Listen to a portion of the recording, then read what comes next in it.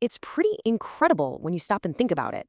Right now, as you're sitting there, there's this silent, invisible orchestra performing inside of you. Thousands of automated systems are all working together in perfect harmony just to keep your internal world stable. We call this state homeostasis. So today, we're going to pull back the curtain on these master regulators and see exactly how our bodies pull off this amazing balancing act, second by second. And we're going to start with something we've all felt: thirst. But that simple feeling, that's really just the tip of the iceberg. It's kind of like the final alarm bell from this incredibly complex emergency response system. So what's really happening inside your body when you start to feel dehydrated? Let's follow the breadcrumbs from that first dry feeling all the way down to the tiny microscopic machinery that's working to save you. All right, here's our game plan. First, we'll dive into the body's emergency response when blood pressure drops. Then we'll check out how the kidneys work as this amazing recycling plant. After that, we'll look at the mineral thermostat that keeps our nerves and bones happy. And finally, we'll see how this all comes together in, well, a beautiful symphony of signals. Okay, so when you're dehydrated, the total amount of fluid in your body goes down. And that's a really big deal. Why? Because it means your blood pressure can start to fall. And that threatens the delivery of oxygen and nutrients to, well, everywhere.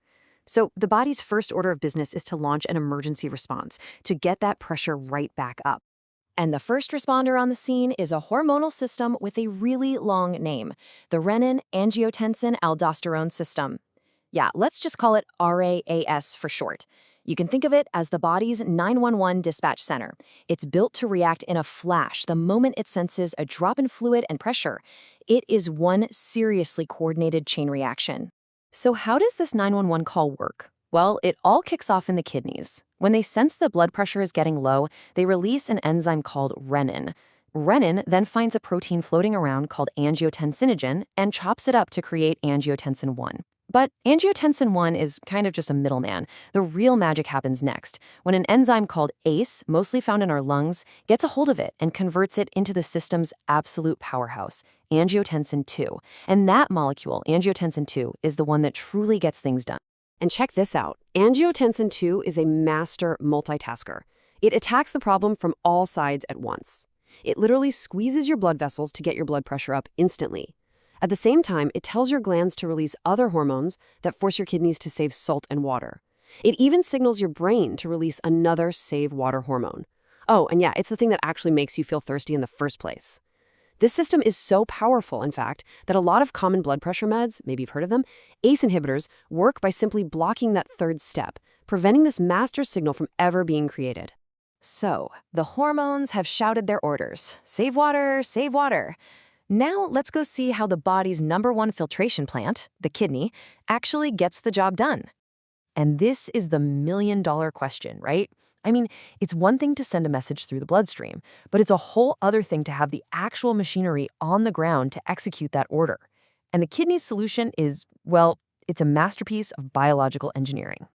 Okay, I know this diagram looks a little intimidating, but the idea behind it is actually super elegant and simple. It's called the countercurrent multiplier system. And the big idea is this: the kidney creates an unbelievably salty environment deep down in its core. And that super salty gradient becomes this powerful engine that literally pulls water back into the body. The secret sauce here is a U-shaped tube called the loop of Henle, and it basically has two completely different personalities. The part of the tube that goes down, the descending limb, is like a sieve. Water can pass right through it, but salt is trapped inside. The part that comes back up, the ascending limb, is the total opposite. It's waterproof, but it's packed with these little pumps that are constantly actively pushing salt out. So imagine the fluid traveling down that first part of the loop. It's passing through that super salty zone we just talked about. And that's when a basic law of physics, osmosis, just takes over. Water naturally wants to move from a less salty place to a saltier one. So it just gets yanked right out of the tube and into the kidney, where it can be saved and sent back to the bloodstream. Easy as that. Now, as that now more concentrated fluid starts heading back up the other side, those salt pumps get to work.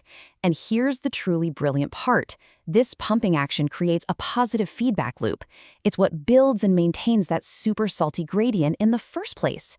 The ascending limb pumps out salt to make the kidney salty, which then gives the descending limb a reason to let water out. It's genius. So just how powerful is this system? How salty are we talking? Well, get this. Deep inside the kidney, the salt concentration can hit 1,200 milliosmoles, or MOSM. Now, to put that into perspective, your normal blood is only about 300 MOSM. Seawater is around 1,000. So yeah, your kidney creates an internal environment that is saltier than the ocean, all in the name of pulling precious water back into your body when you need it most. But wait, there's more. Homeostasis isn't just about managing water levels.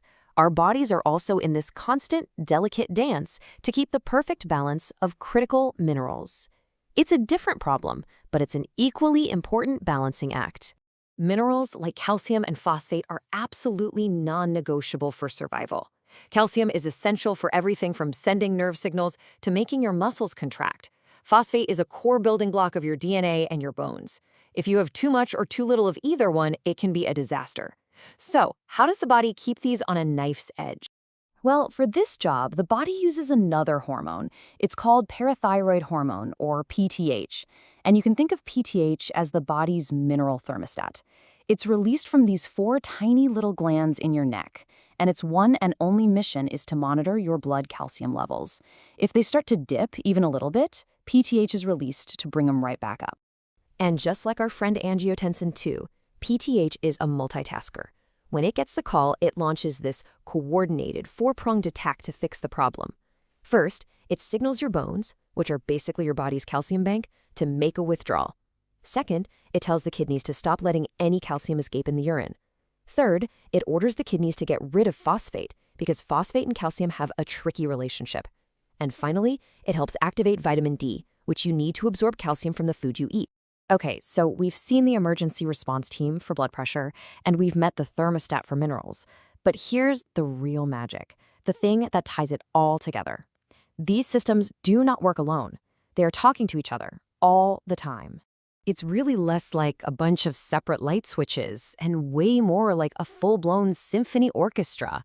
Each hormone, each organ is a different instrument, and they all have to play in tune and in time with each other to create that beautiful music we call homeostasis.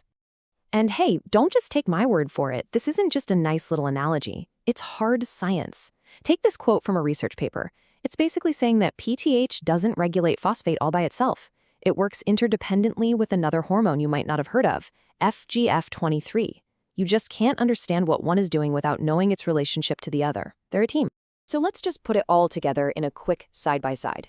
You've got the RAS and ADH system, which gets triggered by low blood pressure, its goal being to crank up your water and sodium levels.